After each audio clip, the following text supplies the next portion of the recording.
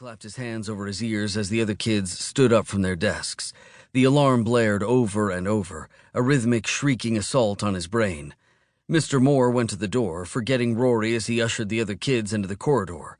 Maybe he looked back, and maybe he didn't, but by then Rory had slid to the floor behind one of the lab tables and curled into a fetal ball with his fingers in his ears. He squeezed his eyes shut, all thoughts leaving him. Only the sound remained, tearing into his head, an intimate assault of pure noise. He forced himself to open his eyes. EJ and Derek passed by, out in the corridor.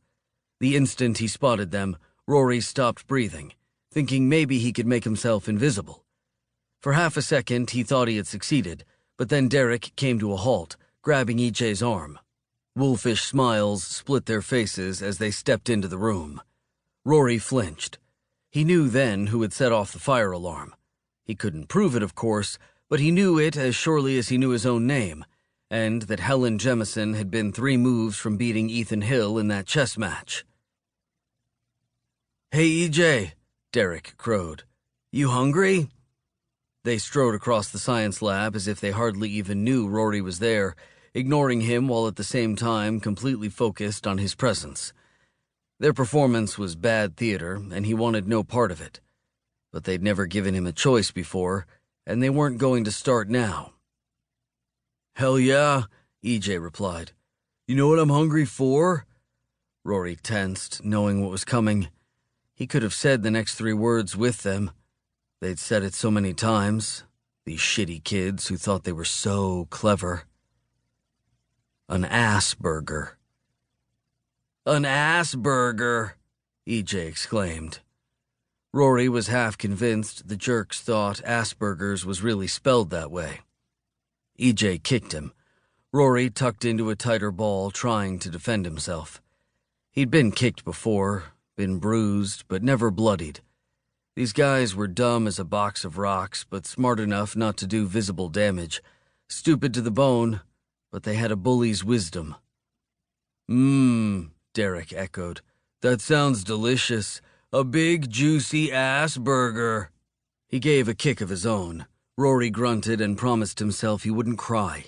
He didn't understand why bullies behaved like this, didn't understand hardly anything about why people chose to do the things they did, but he knew enough to realize that crying would only make them happy and make them kick him even harder. His therapist said it was difficult for him to translate and learn typical behavior, but he'd learned that much. Both boys moved in to kick him again, but the alarm cut off abruptly and the lab fell into silence. They knew it was over. Students would be coming back, and so would teachers. They would get caught.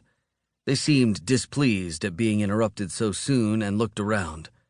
Sneering, the boys went from chess game to chess game and knocked over every piece on every board, as if Rory had been playing in all of them. In a way, he had, but they couldn't know that, and he wouldn't tell them.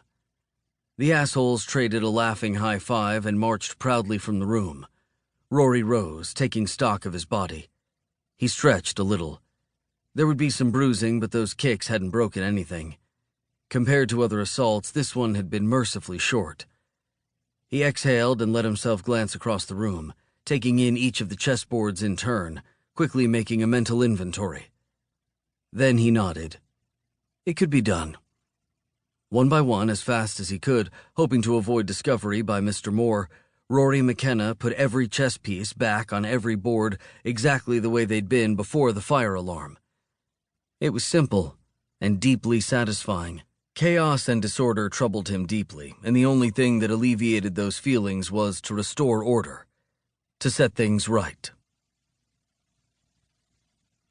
On the walk home, the Ortega's dog, Busey, tried to murder Rory again. Growling and snapping, the dog raced through its yard and would have torn Rory's throat out if not for the picket fence. At least, that was how Rory saw it. He didn't like dogs, and he especially didn't like ugly dogs that looked like storybook monsters. Mom said pit bulls were just like other dogs, that they'd gotten a bad reputation, but Rory still gave Busey a wide berth as he made his way home. When he entered the house, the first thing he noticed was the silence. He could always feel it when his mother wasn't there. Her absence